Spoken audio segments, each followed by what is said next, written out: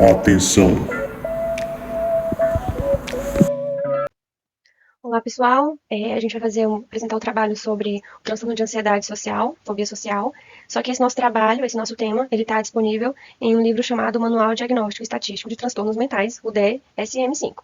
E aí, para a gente poder iniciar esse trabalho, eu vou fazer a introdução sobre o que é esse DSM-5, né? E a importância dele no nosso meio, tanto para quem está estudando, como para quem já é médico de várias áreas, da área da saúde. Então, a gente vai iniciar com os slides, apresentando o trabalho do DSM-5, e posteriormente iniciaremos sobre o nosso tema mesmo, que é transtorno de ansiedade social. Então, né, o que seria esse DSM-5? A gente tem que entender de fato o que seria essa definição. O DSM-5 nada mais é do que o Manual Diagnóstico e Estatístico de Transtornos Mentais. Qual é o sentido dele, né? Esse manual ele é usado na área da saúde e é um guia para diagnosticar vários transtornos, e ele direciona e apresenta possíveis diagnósticos e tratamentos. Ele é uma forma mais fácil de identificar qual seria o transtorno ou a doença relacionada à questão da saúde mental. E quando a gente pensa nesse manual, a gente precisa entender qual é a história desse DSM-5. A primeira versão surgiu em 1952, lá no pós-guerra da Segunda Guerra Mundial, onde muitas pessoas, passando pela guerra, precisaram ter um suporte ao tratamento de traumas e doenças mentais que causaram alguns sofrimentos, né?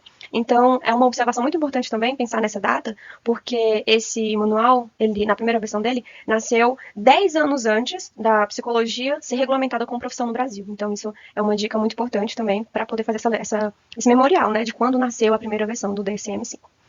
E aí a questão da elaboração. No início do livro, é muito interessante você pegar o início do livro, porque quando a gente está lendo, fazendo a leitura dele, a gente vem para a introdução e ele vem contando a história, como foi essa elaboração, como é que é ainda hoje para poder fazer algumas mudanças, algumas alterações nele, porque de acordo com a sociedade, com as evoluções, as coisas vão fazendo modificações e com elas vai aparecendo outras evoluções de transtornos mentais, e aí há sim essa reelaboração de tempos em tempos. E aí quando a gente pensa nessa elaboração, o DSM-5 foi criado pela APA, Associação Americana de Psiquiatria, e ele tinha o objetivo de padronizar os critérios diagnósticos dos transtornos mentais. E é interessante também quando a gente pensa nesse número 5, né? O que seria esse número 5? Ele se refere à quinta edição desse manual, que foi reformulado e reelaborado por diversas vezes para poder encontrar com a atualidade da sociedade, os problemas da sociedade. E ele passa por revisões e atualizações diante dos avanços científicos sobre os transtornos mentais, e ele não definitivamente está finalizado, né? Porque como há evoluções em relação à questão de problemas na sociedade, é importante que ele sempre seja reelaborado com outras informações. E ele também é importante para poder se redescobrir outras doenças. Eu quero abrir um parêntese aqui muito importante, que na própria estrutura desse DSM-5, ele tem um CID, e de acordo com algumas modalidades, algumas informações que você passa para o médico, a gente pode identificar qual seria essa doença, né? Qual seria o transtorno mental. Só que quando chega em uma avaliação coerente com esse CID, ele encontra exatamente qual seria o transtorno mental dentro desse DSM-5. Então, ele é ágil, né? Ele ajuda os psicólogos, os psiquiatras, todas as pessoas que trabalham nessa área de saúde, a poder encontrar um laudo, né? Uma avaliação mais coerente com os sintomas do paciente. E aí também vem aqui a questão do uso, né? Como eu falei, né? O próprio benefício desse DSM-5, né? O principal objetivo do manual é servir de guia, né? Para diagnosticar e cuidar, né, das pessoas com transtornos mentais. Ele orienta os profissionais da saúde, como eu já falei, e de um modo mais prático, mais ágil, né? Ele facilita a troca de saberes e a continuidade de tratamentos. A gente já viu em outros assuntos, né? Que dependendo da área que a gente for seguir, a gente não trabalha sozinho, a gente trabalha em equipe. Então é muito importante fazer essa junção de equipe para poder se encontrar e decidir de fato qual seria o diagnóstico do paciente relacionado a questões similares de outros sintomas. Então o DSM-5 ele ajuda e tem essa parte útil, né? E ele não ajuda só as pessoas da área da saúde, né? É importante entender isso, porque quando a gente faz alguma orientação, por exemplo, que está com ansiedade, pode se dar ansiedade por diversas situações, mas a gente não sabe exatamente qual é o motivo, né, qual é o transtorno que levou à ansiedade. Então, não só as pessoas, né, que trabalham com a área da saúde, mas também os familiares, né, os amigos e outras pessoas que convivem com o paciente que tem alguma fobia, algum transtorno. E com relação à questão da quantidade de doenças, de transtornos que estão no DSM-5. É muito importante também, porque ele ultrapassa 300 doenças mentais que estão dentro desse manual. Então, ele aparentemente é bem completo. E aí, agora, para ficar um pouco mais claro, um pouco mais dinâmico, eu vou passar um videozinho aqui bem rápido para poder fazer o resumo de tudo isso que eu falei. Então, a gente vai assistir o vídeo agora, tudo bem? Você conhece o DSM-5? Ele é o Manual Diagnóstico e Estatístico de Transtornos Mentais. Ele vem sendo publicado ao longo dos últimos 60 anos e representa uma importante ferramenta para todos que atuam na área de saúde mental. Ué, então ele não é um guia para psiquiatras apenas? Pois é, isso mesmo. Entre os profissionais que precisam conhecê-lo, temos os psiquiatras e outros médicos e muitos outros. Psicólogos, assistentes sociais, enfermeiros, consultores em saúde, especialistas forenses e legais, terapeutas ocupacionais de reabilitação e outros profissionais da área de saúde. Você sabia que o DSM pode ser utilizado por clínicos e pesquisadores de diversas orientações? Sim, pode e deve. Nas áreas biológicas, psicodinâmicas, comportamentais, cognitivas, interpessoais, familiares e sistêmicas. Viu só? O guia, que parece ser completamente dedicado à prática clínica, atua em diversos contextos. Ele apresenta muito mais que critérios diagnósticos, trazendo dados epidemiológicos e estatísticos em saúde pública. Gostou do vídeo? Envie seus comentários com sugestões. Até o próximo!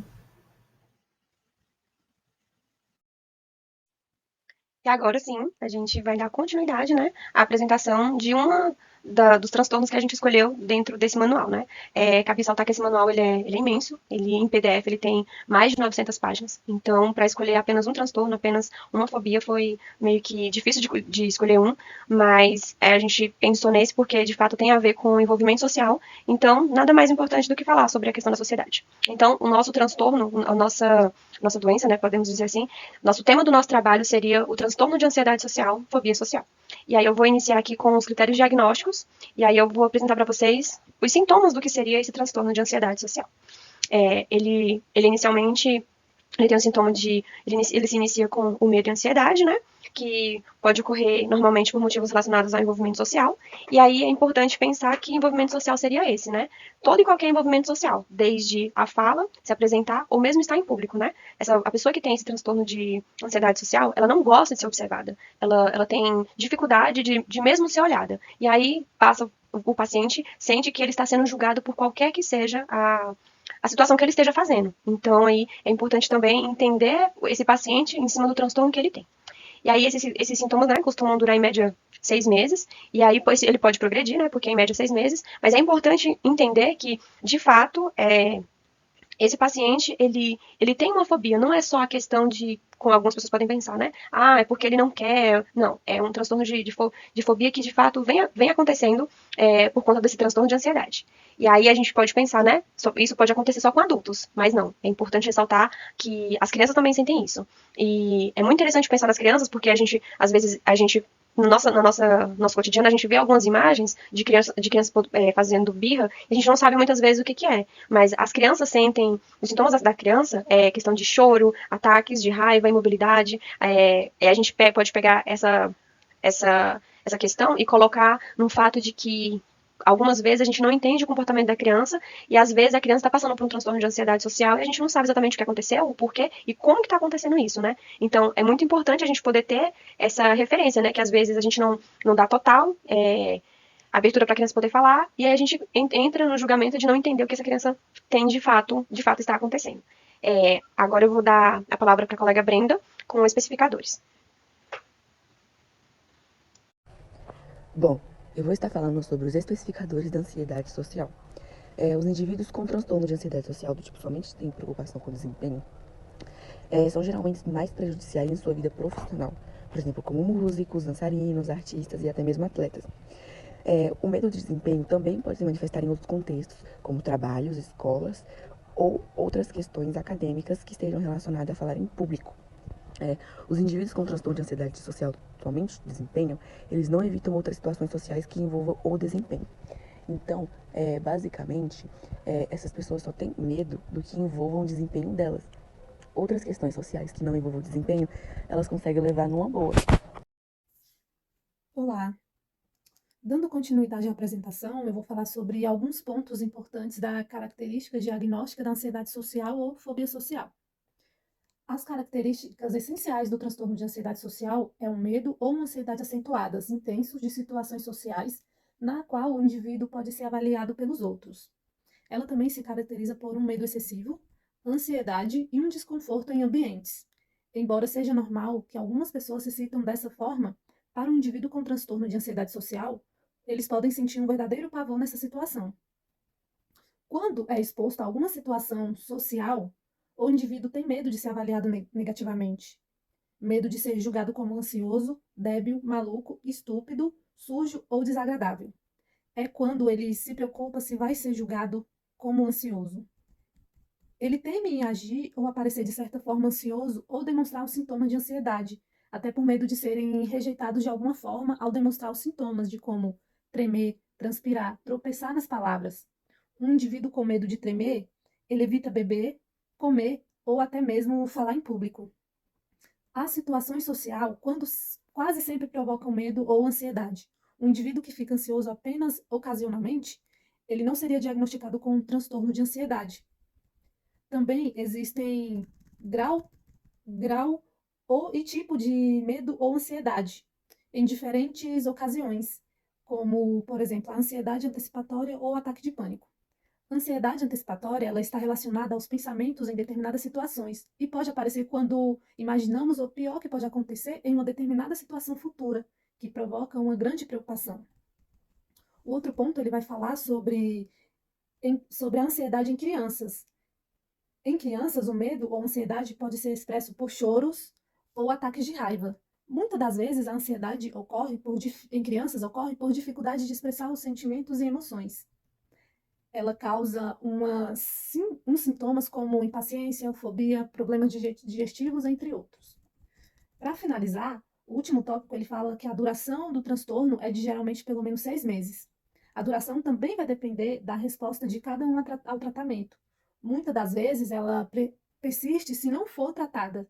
Ela pode durar mais de 6 meses se não for tratada corretamente. É isso, e agora a Nayara ela vai falar sobre as Vou estar falando sobre as características associadas que apoiam o diagnóstico.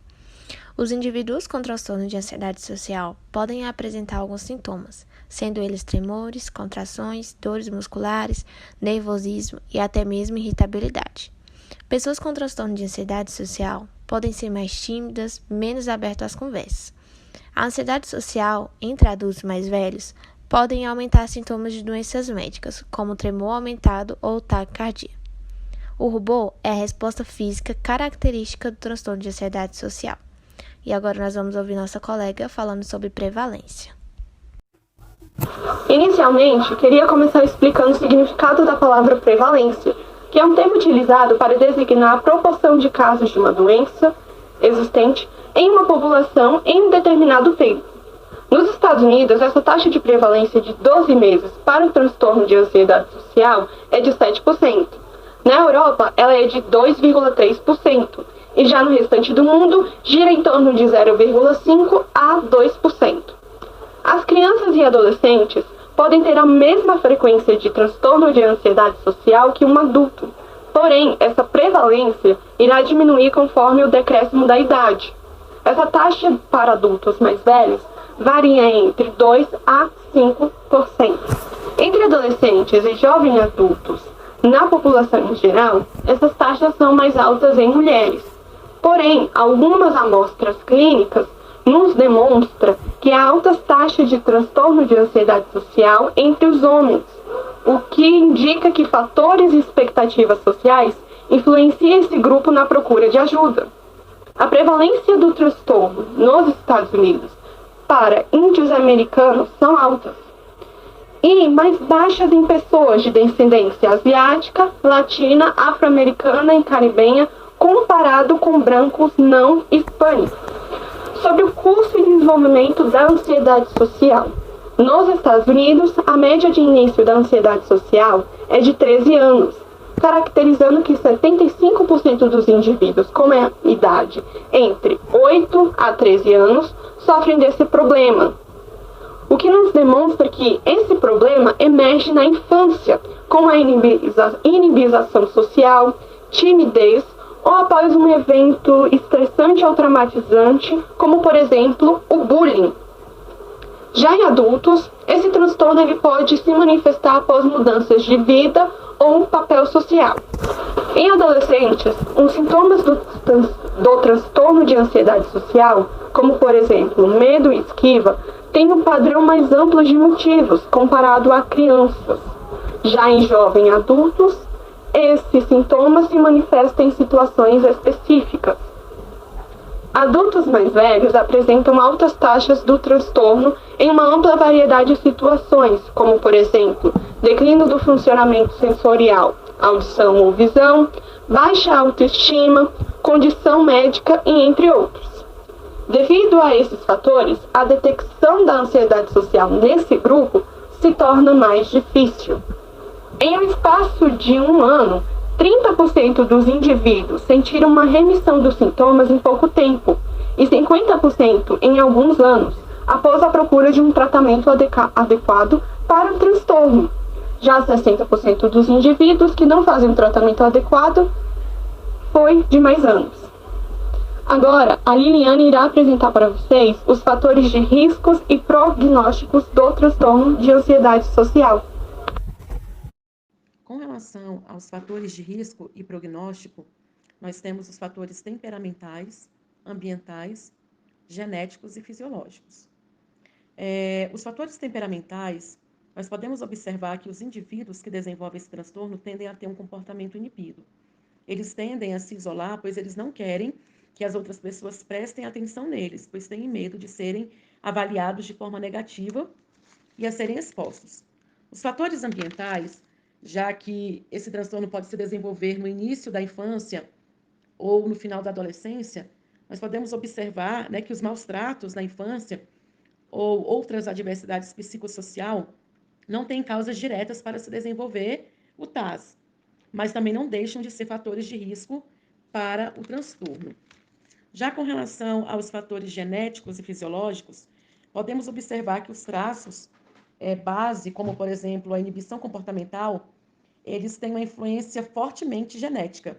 E essa influência está sujeita à interação gene-ambiente. Ou seja, uma criança com alta inibição comportamental são mais suscetíveis às influências ambientais, tais como ter um modelo de pais ansiosos. E, além disso, o transtorno também de ansiedade pode ser herdado. Parentes de primeiro grau têm uma chance grande, mais ou menos de 2 a 6 vezes, de terem esse transtorno. Agora eu quero passar para a minha colega, Gabriela, para que ela possa falar das questões diagnósticas relativas à cultura. Bom, irei falar sobre as questões diagnósticas relativas à cultura. A deficiência intelectual ocorre em todas as raças e culturas. Sensibilidade e conhecimento culturais são necessários durante a avaliação do indivíduo. É importante destacar também que o que realmente incomoda a pessoa com fobia social é o julgamento do qual ela se supõe alvo. Ela não tem medo das pessoas, ela tem medo do que as pessoas pensam sobre ela. A ideia de que pode ser julgada como ansiosa, maluca, estúpida. Essas situações são caracterizadas por instabilidade emocional, dilemas existenciais, incertezas, escolhas causadoras de ansiedade, conflitos sobre orientação sexual e pressões sociais para decisão sobre a carreira profissional. Oi, eu sou a Sara e eu vou falar sobre questões diagnósticas relativas ao gênero.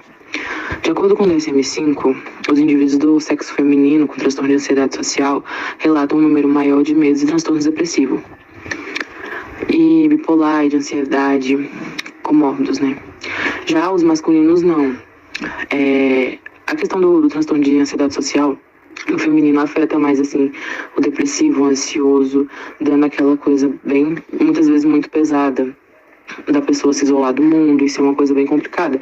Já com o masculino, não que não tenha isso, mas é uma probabilidade, mais de ter medo de ocasiões do dia a dia, ou ocasiões que dê aquele medo, aquele receio, como encontros, e isso causa o transtorno de oposição desafiante, ou o transtorno de conduta também. O que é o transtorno de conduta? É você se... Como é que eu posso falar? É você usar algum tipo de coisa ilícita, álcool, droga ilícita, para aliviar o sintoma do transtorno de ansiedade social, meio que mascarar o sintoma usando coisas para ficar meio assim. E isso é muito mais comum no sexo masculino, Então essa é a diferença em relação relativas ao gênero, no caso. E agora eu vou dar a palavra para minha amiga Liliane. Sobre as consequências funcionais do transtorno de ansiedade social, o TAS ele está associado à evasão escolar.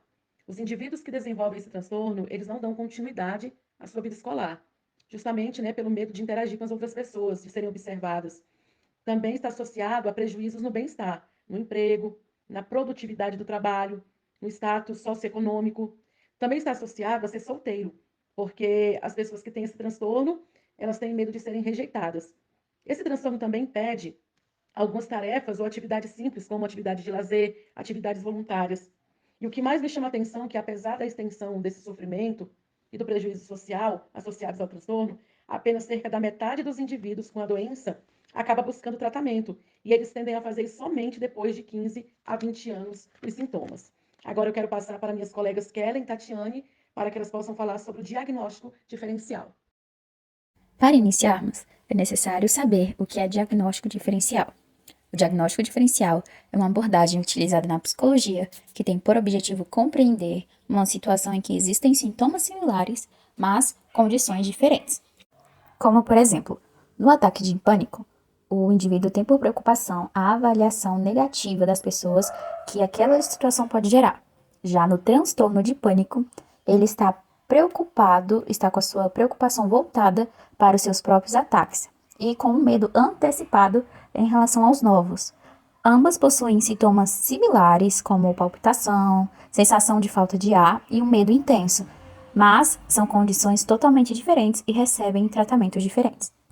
A agorafobia é um transtorno de ansiedade caracterizado por um medo intenso e irracional de estar em situações ou lugares onde a fuga ou o acesso a uma ajuda pode ser difícil, como, por exemplo, um ônibus, viajar de avião, ir a um cinema. No transtorno de ansiedade social, por exemplo, se sentir calmo quando está sozinho não significa necessariamente que é agorafobia.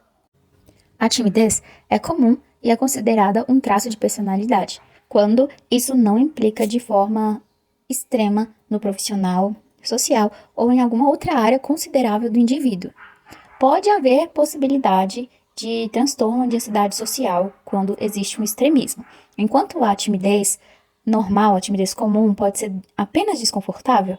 A fobia social causa medo extremo e a evitação intensa de situações sociais, o que pode levar ao isolamento e prejudicar o bem-estar geral do indivíduo. A inquietação, irritabilidade, dificuldade de concentração e problemas com sono fazem parte do transtorno de ansiedade generalizada. Normalmente, o indivíduo se sente preocupado com o seu desempenho perante as pessoas do seu convívio social. Contudo, isso não implica necessariamente apenas quando o indivíduo está sendo observado. Já no transtorno de ansiedade por separação, a preocupação está voltada na separação da figura de apego, como, por exemplo, uma criança em relação aos seus pais. O indivíduo ele se sente extremamente confortável e seguro na presença da figura de apego. Já para a pessoa com transtorno de ansiedade social, ela se sente desconfortável quando ocorrem situações sociais em casa ou até mesmo na presença das suas figuras de apego. Como o próprio nome já diz, na fobia específica, o indivíduo tem fobia por algo em específico sem necessariamente ter medo do julgamento, da observação negativa de terceiros. Os principais sintomas físicos são palpitações, tremores e dificuldade em respirar. Um exemplo simples é o medo extremo de aranhas, de sangue ou até mesmo de agulhas. No mutismo seletivo, o maior problema é o medo excessivo da avaliação negativa das pessoas. A pessoa consegue se comunicar normalmente, contudo, em alguns contextos e em alguns ambientes, não. A comunicação pode até ser feita através de gestos, mas não verbalmente. Normalmente ocorre mais em crianças e quanto mais cedo o tratamento, maior a chance de superação. Por último, no transtorno depressivo maior, o indivíduo se sente imerecedor, pois acredita que é um ser mau e não digno. Normalmente se encontra em uma tristeza profunda, mesclada com a perda de interesse ou perda do prazer em atividades cotidianas. Em alguns casos mais extremos, o tratamento, além do acompanhamento psicológico, é feito através de medicações antidepressivas. Em seguida, a Tatiana falando sobre transtorno dismórfico corporal. Dando continuidade à explicação da Kelly, eu vou falar sobre outros transtornos também presentes no manual. Vou iniciar com o transtorno dismórfico corporal, que é um transtorno mental em que os indivíduos têm uma preocupação excessiva e distorcida em relação à sua aparência física. Como diz no slide, é uma obsessão com pequenos defeitos ou defeitos imaginários na aparência. Essa preocupação com a aparência ela pode gerar ansiedade social e levar a comportamentos de esquiva, nos quais o indivíduo ele evita interação social ou situações que possam expor supostas falhas ou defeitos. Essa ansiedade social está diretamente relacionada à preocupação com a aparência física e não a outros aspectos sociais. O trecho do DSM ressalta que, se os medos e a esquiva social são exclusivamente causados pelas crenças distorcidas do indivíduo em relação à sua aparência, não é justificado fazer um diagnóstico separado de transtorno de ansiedade social. Ou seja, isso significa que a ansiedade social presente no transtorno dismórfico é considerada uma consequência direta das preocupações com a aparência, e não de uma preocupação gerada com a avaliação negativa ou julgamento social. Resumindo tudo isso, o trecho indica que o transtorno dismórfico corporal, a ansiedade social e a esquiva social são consideradas parte integrante do transtorno e não justificam um diagnóstico separado. Em seguida, temos o transtorno delirante, que é um transtorno no qual a pessoa mantém uma ou várias crenças falsas e fixas conhecidas como delírios. Essas crenças elas são mantidas de maneira inflexível, mesmo quando há evidências objetivas de que são falsas ou improváveis e podem envolver diferentes temas, como delírios de perseguição, delírios de ciúme, delírios de grandeza, delírios religiosos. Suas crenças, elas são desproporcionais à ameaça real apresentada pela situação social. Continuando com o slide, agora nós vamos falar sobre o transtorno do espectro autista, ou seja, dificuldades sociais e comportamentos com padrões de interesses restritos. No caso, a ansiedade social e déficits na comunicação social são características do transtorno do espectro autista, além de comportamentos repetitivos e interesses limitados.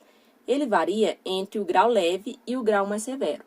O termo espectro ele foi inserido ao nome do transtorno em 2013 por conta da diversidade dos sintomas e níveis que as pessoas apresentam. Cada indivíduo com autismo tem o seu próprio conjunto de manifestações, o que torna ele um ser único dentro do espectro. Temos também o transtorno da personalidade, que são padrões persistentes de pensamentos, emoções e comportamentos que afetam relacionamentos. O transtorno da ansiedade social, ele pode se parecer com o transtorno de personalidade, frequentemente com início na infância e sua persistência durante a idade adulta. Embora existam semelhança entre os transtornos de personalidade e o transtorno de ansiedade social, é importante destacar que são condições diferentes. Os transtornos de personalidade envolvem padrões de comportamento e características de personalidade mais abrangentes, enquanto o transtorno de ansiedade social está mais relacionado à ansiedade específica em situações sociais. Na sequência do DSM e do slide, nós temos outros transtornos mentais, que destacam dois tipos, que é a esquizofrenia e os transtornos alimentares. O trecho, ele aborda que os medos sociais e desconforto podem estar presentes em alguns casos de esquizofrenia, mas é necessário observar se existem também outros sintomas psicóticos. Além disso, no contexto dos transtornos alimentares, o medo de avaliação negativa é um aspecto relevante a ser considerado. Isso se refere à preocupação excessiva com a opinião dos outros.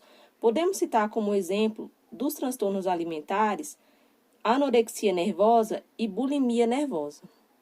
Temos também outras condições médicas na sequência. Ou seja, quando o medo de avaliação negativa devido a outras condições médicas é excessivo, um diagnóstico de transtorno de ansiedade social deve ser considerado. Nesse caso, ele está abordando a relação entre condições médicas e o transtorno de ansiedade social. Refere-se a condições de saúde física, condições médicas que podem produzir sintomas constrangedores. Vou citar como exemplo os tremores da doença de Parkinson. Esses sintomas físicos, eles podem ser percebidos como constrangedores e quando o medo de avaliação negativa é excessivo, ele pode ser um indicativo de ansiedade social. Agora, eu vou falar sobre o último transtorno do slide, que é o transtorno de oposição desafiante. Como está escrito no slide, padrão persistente de comportamento desafiador, hostilidade e desobediência deliberada. No caso do transtorno de oposição desafiante, os indivíduos eles podem se recusar a falar como forma de desafiar ou confrontar autoridades. Podem ser os pais, podem ser professores ou qualquer outra figura de poder. Essa recusa em falar está mais relacionada a um comportamento desafiador e de oposição, onde o indivíduo ele busca desafiar a autoridade e exercer o controle sobre a situação. Por outro lado, o fracasso em falar devido ao medo da avaliação negativa, ele está relacionado ao transtorno de ansiedade social. Nesse caso, o indivíduo ele evita falar ou se expressar em determinadas situações sociais por medo intenso de ser julgado, criticado ou avaliado negativamente pelos outros. O medo de avaliação negativa é o principal componente desse transtorno, afetando a capacidade de se comunicar efetivamente. Portanto, a diferenciação é importante para compreender se a recusa em falar está relacionada a um comportamento desafiador e de oposição, como o transtorno de oposição desafiante, ou se está relacionada a um medo intenso de avaliação negativa, como o transtorno de ansiedade social. Em seguida, a Ellen. Eu sou a Ellen e eu vou falar sobre a comorbidade. A comorbidade é um fenômeno comum em transtornos mentais, especialmente em casos de transtornos psiquiátricos. Segundo a DSM-5, a comorbidade pode ocorrer em até 70% dos casos de transtornos mentais, o que significa que a presença de mais de uma condição médica em um mesmo indivíduo é muito comum nesse contexto. A comorbidade ela pode apresentar desafios significativos para o diagnóstico e tratamento de transtornos mentais. Primeiramente, a presença de comorbidades pode tornar o diagnóstico mais complexo, porque pode ser mais difícil determinar qual condição é responsável pelos sintomas apresentados pelo indivíduo. Além disso, a comorbidade pode tornar o tratamento mais difícil, pois as diferentes condições podem exigir abordagens de tratamentos diferentes e até mesmo conflitantes. Um exemplo é um indivíduo com transtorno de ansiedade, dependência química. Ele pode precisar de tratamentos diferentes para cada uma das condições, o que pode dificultar o processo terapêutico. Por outro lado, a comorbidade também pode ser vista como uma oportunidade para uma abordagem mais abrangente e integrada do tratamento. A abordagem integrada pode envolver uma avaliação completa da saúde geral do indivíduo, bem como uma coordenação cuidadosa entre diferentes profissionais de saúde envolvidos no tratamento. A identificação precoce da comorbidade pode ser importante para o sucesso do tratamento. E para isso é necessário realizar uma avaliação cuidadosa dos sintomas apresentados pelo indivíduo e uma análise completa de sua história clínica, incluindo fatores genéticos, ambientais e sociais que possam estar relacionados às diferentes condições médicas.